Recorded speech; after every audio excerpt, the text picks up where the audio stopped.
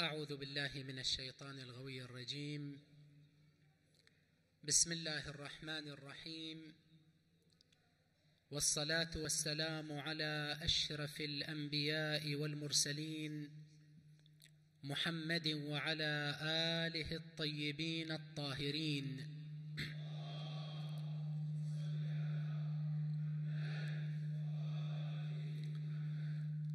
اللهم صل على محمد وآله ما ذكر الأبرار،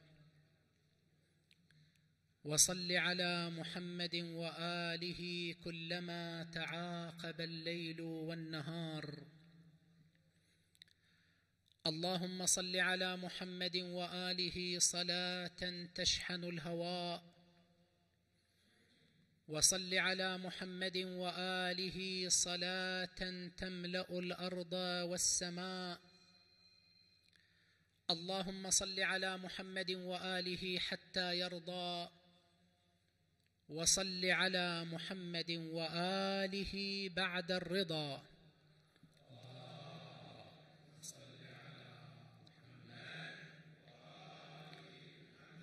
أبارك لكم في هذه الليلة مولد النور،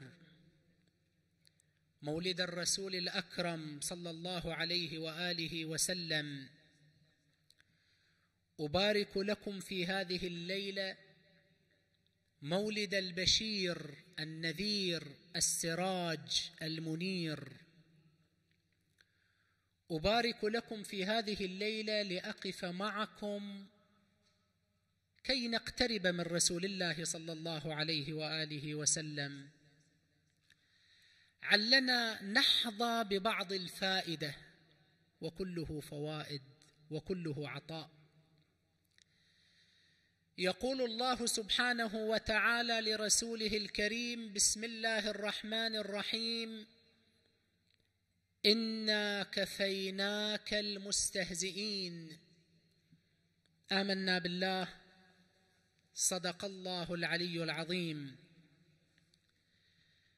من بين كل التحديات التي واجهها رسول الله صلى الله عليه وآله وسلم، من بين كل المصائب التي اعترضت طريق الرسول صلى الله عليه وآله وسلم، المحاربون، المقاتلون، المشككون، أيضا أولئك الذين اتهموا رسول الله صلى الله عليه وآله وسلم في شخصه، في عقله، في أمانته، في صدق حديثه. كل أولئك لم ينظر إليهم القرآن الكريم. الله سبحانه وتعالى يقول لرسوله: إنا كفيناك فئة واحدة فقط. أولئك هم الذين يستهزئون. يا رب العباد، إذا كنت كفيته المستهزئين فلم لم تكفه المقاتلين والمحاربين؟ وإذا كنت كفيته المستهزئين فلم لم تكفه المستهترين والمشككين؟ وإذا كنت كفيته المستهزئين فلم لم تكفه المكذبين؟ هنا تأتي خصوصية هذا القسم من المجتمع وهذا النوع من المشاكل الاجتماعية ومن العقبات التي تعترض المصلحين، تعترض المجددين، تعترض الذين يدعون في مجتمعاتهم. فئة في المجتمع عاشت على هذا المنوال، الاستهزاء بكل شيء. إذا قام أناس في المجتمع بمشروع اجتماعي حولهم بعض الناس إلى سخرية في المجالس. إذا تحرك الناس في عمل ما في وسط المجتمع حركتهم بعض الأوساط أو تحركت بعض الأوساط عليهم لتحول عملهم ونشاطهم ومبادراتهم إلى نوع من الاستهزاء والاستهتار أمام أعين الناس، كأن الله سبحانه وتعالى أراد أن يقول أن هؤلاء وقعهم أقوى من وقع السيف، ولذلك اتركهم علينا يا محمد يا رسول الله. كأن الله أراد أن يقول أولئك الذين يلوثون المجتمعات بمثل هذه السلوكيات الاستهزائية بالأعمال، بالنشاطات، بالأفكار، بالأشخاص، أولئك أصعب من المتهمين، أصعب من المحاربين، أصعب من المبارزين، أصعب من الأعداء الواضحين. وهؤلاء يمارسون عملا إذا نظرنا إليه بسيط، الاستهزاء والاستهتار. الاستهزاء والاستهتار.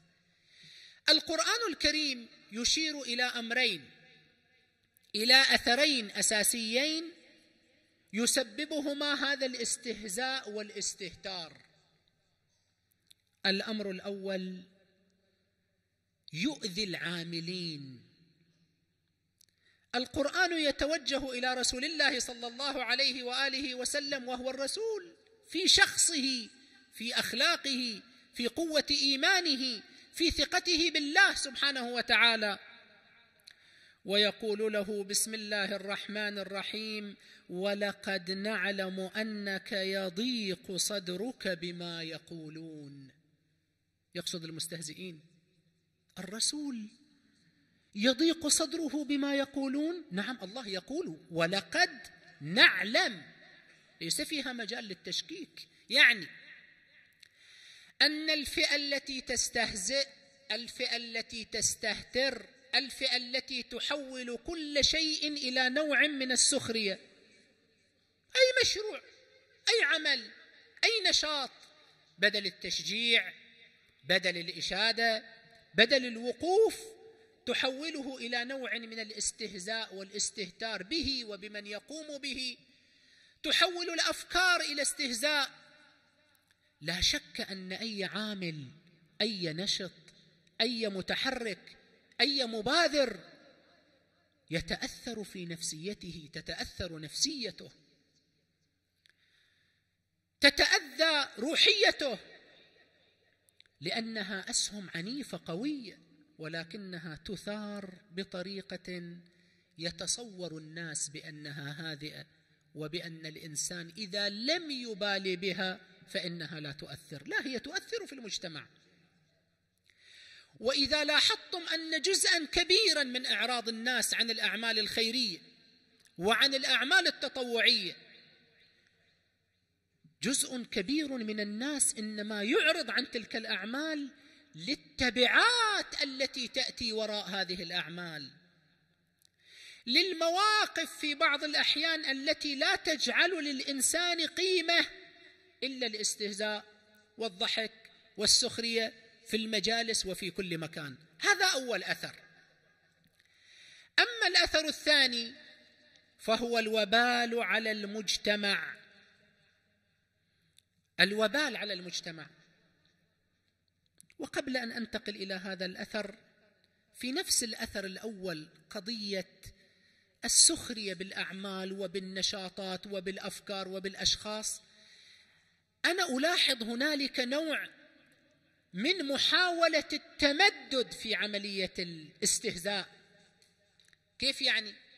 المستهزئ لا يكفيه فقط أن يستهزئ ويستهتر هو، كيف يشحن الأجواء بالسخرية والاستهزاء، كيف يحول المجتمع بكامله إلى مجتمع مستهزئ ومستهتر بهذا العمل وذاك النشاط وهذا الفعل وتلك المبادرة وهذه الفكرة.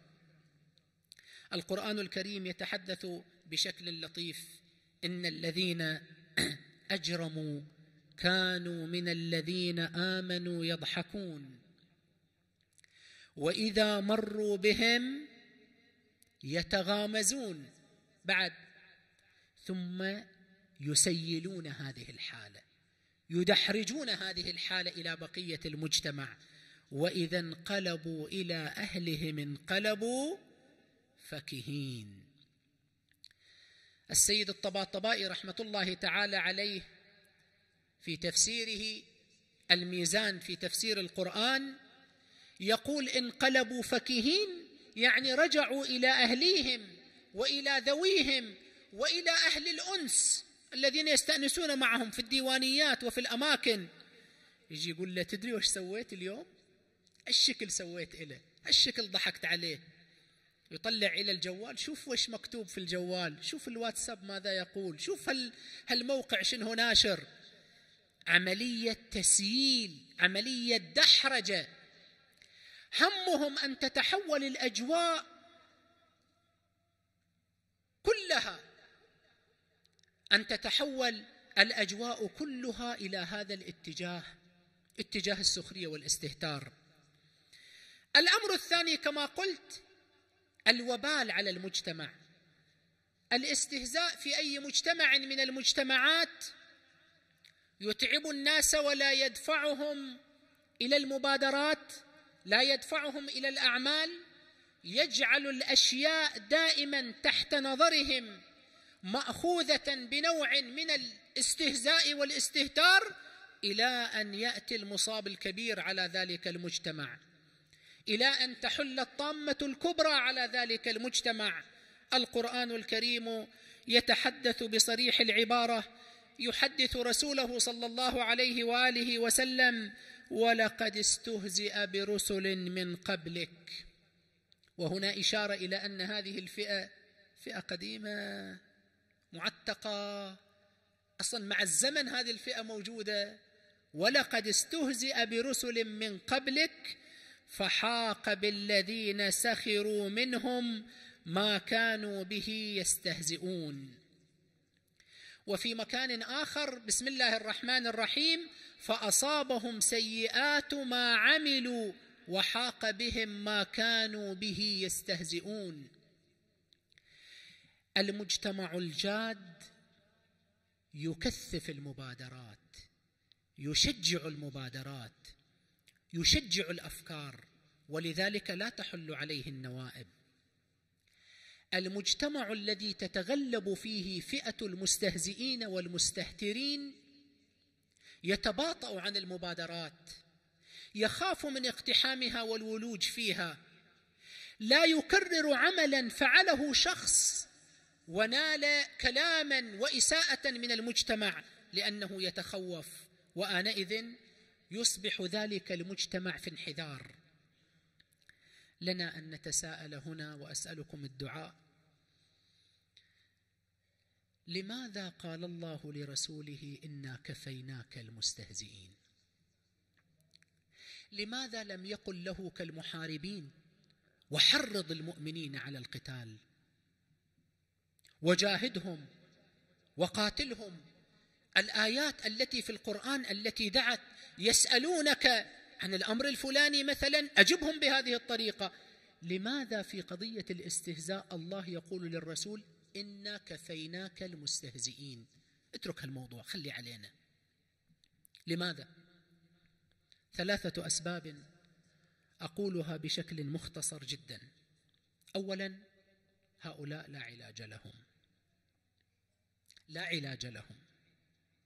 تتعب إذا بحثت عن علاج إليهم. هؤلاء مرض مزمن، على المجتمعات أن تتعايش معه وأن تعرفه وتعرف دواءه. أبعد الله السوء عن الجميع. مثل السكر ما إلى علاج، علاجه أن تتعرف عليه وأن تتعايش معه وأن تحجمه في وضع معين، لا تعطيه مجال يتمدد في حياتك. هالغذاء وهالمحافظة وهالرياضة وهالأشياء كلها من أجل ليس إنهاء السكر، وإنما الحفاظ عليه في المرحلة التي اكتشف فيها. ونقطة على السطر: المستهزئون عبر التاريخ في كل مجتمع لا علاج لهم، لا علاج لهم أبدا. وإنما على المجتمع أن ماذا يفعل؟ أن يحدد أو أن يحد من التأثير الذي يمكن أن يقوموا به. وأنا في بالي أمثلة كثيرة. أولا، لا علاج لهم ولا جواب لهم. هناك أشياء إذا طرحت في المجتمع، الآن أنت أب مثلا، ابنك تسأله لماذا لا تذهب إلى المدرسة؟ إذا عرض إليك أمرا يمكن الإجابة عليه فستجيبه. ليست عندي وسيلة نقل، أوفر لك وسيلة نقل. المدرس يؤذيني، تذهب إلى المدرس وتعالج الموضوع. أحد الطلاب كذا يفعل معي، تتدخل في الموضوع. أما إذا قلت له لماذا لا تذهب إلى المدرسة وقال لك بس، هذا شنو تتجاوب؟ بس ما أروح. كيف تعالجها؟ كيف تجيب عليها؟ الاستهزاء والاستهتار هذه هي طريقته. ليست مسألة تحتاج إلى جواب أو إلى حضور جواب، كلا، أساسا هي قضية لا جواب عليها، هي عملية استهزاء. ولذلك الله سبحانه وتعالى يقول لرسوله: إنا كفيناك المستهزئين. إذا دخلت معهم في عراك صرعوك، غلبوك، عليك أن تتعايش معهم يا رسول الله. هذا هو الأمر الأول. والأمر الثاني من الأسباب أن الله سبحانه وتعالى لم يرد ترميز تلك الفئة الاستهزائية في المجتمع. ألا نقول نحن إن من هوان الدنيا على الله أن يقال علي ومعاوية؟ من هوان الدنيا على الله أن يقال رسول الله، وفي مقابل الرسول صلى الله عليه وآله وسلم، وكأن الند وكأن المواجهة للرسول هو المستهزئ. في المجتمعات أيضا الذين ينشطون، الذين يعملون، الذين يبادرون، الذين يتحركون، الذين يفكرون ويتحدثون عن أفكارهم، من الخطأ أن ينشغلوا بالمستهزئين والمهرجين. من الخطأ أن يحولوا فئة استهتارية إلى ند. أساساً عليه أن يتعامل معها باعتبار أنا لا أتحدث معك، أنت لست في الوضع الذي أجعلك ندا إلي حتى أدخل معك في أي مسألة أو في أي قضية. وطبعا أنا لا أتحدث عن ناقد، أنا أتحدث عن استهزاء، أتحدث عن استهتار. الرسول صلى الله عليه وآله وسلم حينما كان يواجه الأسئلة، كان يواجه المشككين، كان يواجه الذين لا يؤمنون بالله، الذي يقول كيف نخرج بعد الموت، كيف نحيا، والذي يقول له متى تأتي الساعة، والذي يقول له أثبت لنا وجود، كان يجيبهم.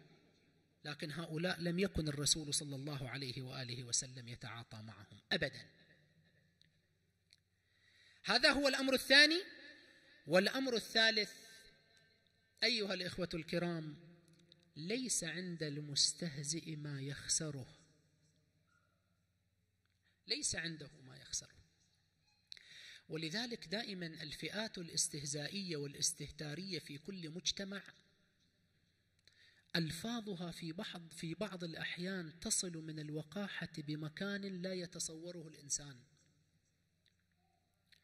وتوصيفاتها وتصرفاتها في بعض الأحيان تصل إلى درجة من السفلية، أسفل سافلين، من السفلية، بحيث لا يستطيع الإنسان أن يتصور كيف يعيش هؤلاء بهذه الألفاظ وبهذه الكلمات في وسط هذا المجتمع.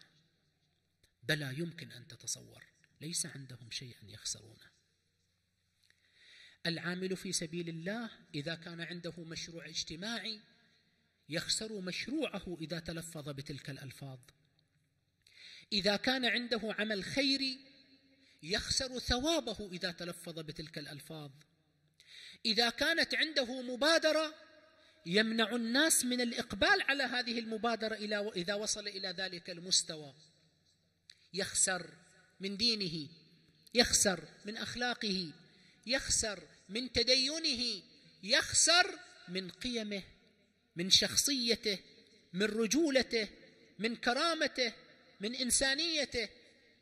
أما تلك الفئة فلا ترى شيئا يمكن أن تخسره. ولذلك في بعض الأحيان ترى أن طريقة التعاطي طريقة تصل إلى انحراج الإنسان وهو يسمع بعض الآراء أو يقرأ بعض الآراء أو يقرأ بعض المواقف.